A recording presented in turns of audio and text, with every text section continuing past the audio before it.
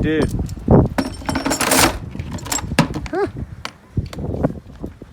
Great day, blowing radiator. Cracked it right there. That'll be good.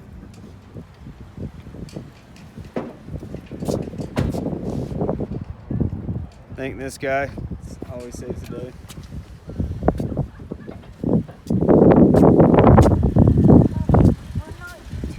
Oh, already did. Thanks, babe.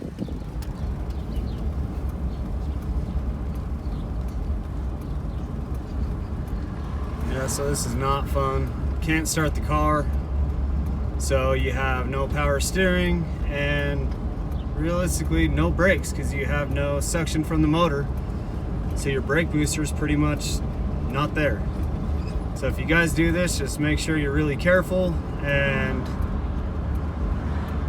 just be careful.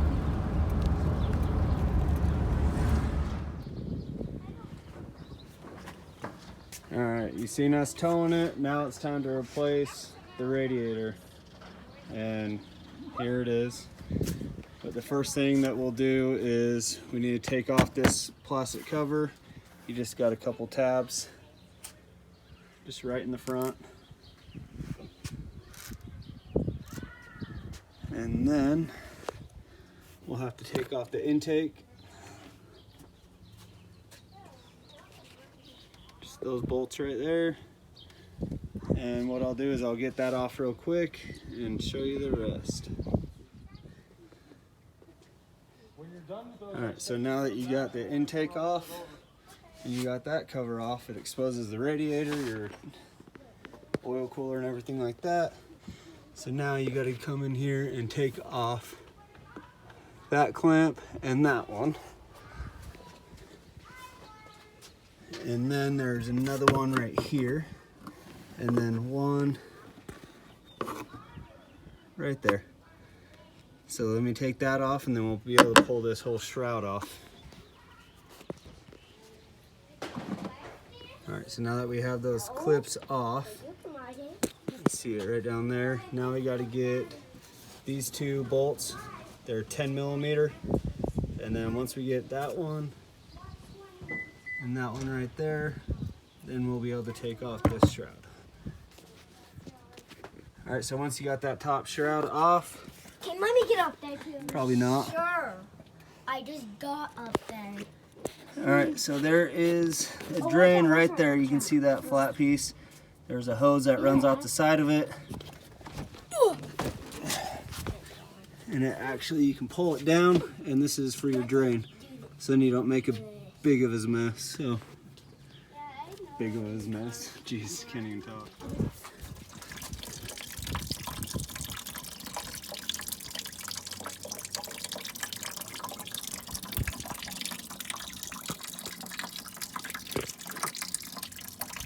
See right there at the bottom of the radiator.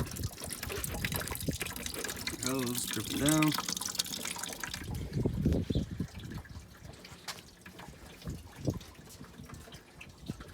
Just take off your reservoir cap. Drain a little easier.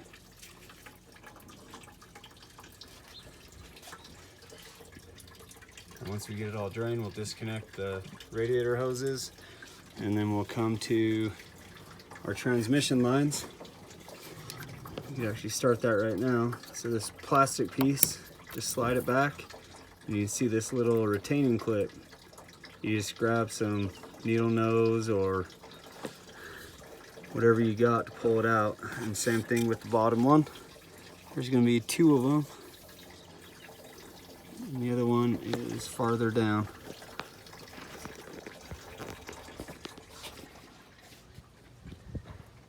Alright, so now that we got that drained, I already took off this top radiator hose. Now what we're going to do is take off this clamp. You just got to get some, see if I can do this while we're on camera. You just got to pry it in and flip up this pin.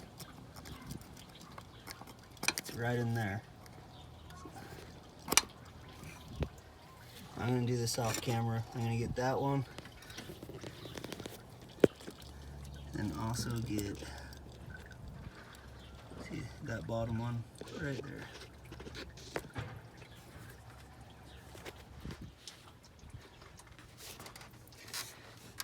All right, so as you can see, we got the transmission lines out.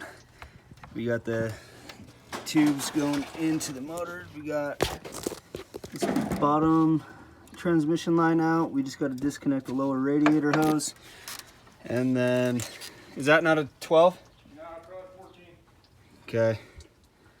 And then we'll find out, but 14 for the radiator mount on both sides. And then after that, we'll be able to pull it right up. And I'm just giving you a heads up on this lower tray.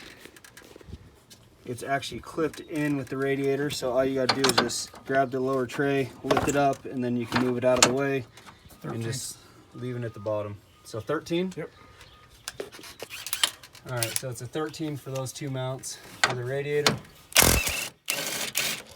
on both sides, and then we'll be able to slide it out. All right, so here's the new radiator. You got your top tube, you got your transmission cooler line. Another one goes in right there. Sorry, right there. And then your lower radiator mount. And then make sure with the other one, you got to pull out these plastic deals. They go into the bottom of the frame. So if it didn't come out with the stock one, like that one doesn't have it on, but that one does. You just got to look down in here and you can see that mount. I've got to take that old mount out and install that new one. Reduce the vibration and risk of breaking another radiator. So we're gonna plop this in, continue. All right guys, so that's it for this video. I didn't film putting in the new radiator. So and it's pretty simple. You take it out, you can put it back in, and then it just took 2 jugs. So I just bought a concentrate jug. It was 14 bucks. Made for GM vehicles, and then I had another spare jug and I just did a 50-50 mix into it, so I had 2 of them, and it took 2 full jugs to fill this up. And also one other thing you got to remember is your radiator size. You either got a 28-inch or a 34, I believe it is, and mine was the 34, and that's just the core size, so make sure you get the right one for your vehicle. Other than that, I mean, it's pretty simple, so good luck with it. All right, thanks guys.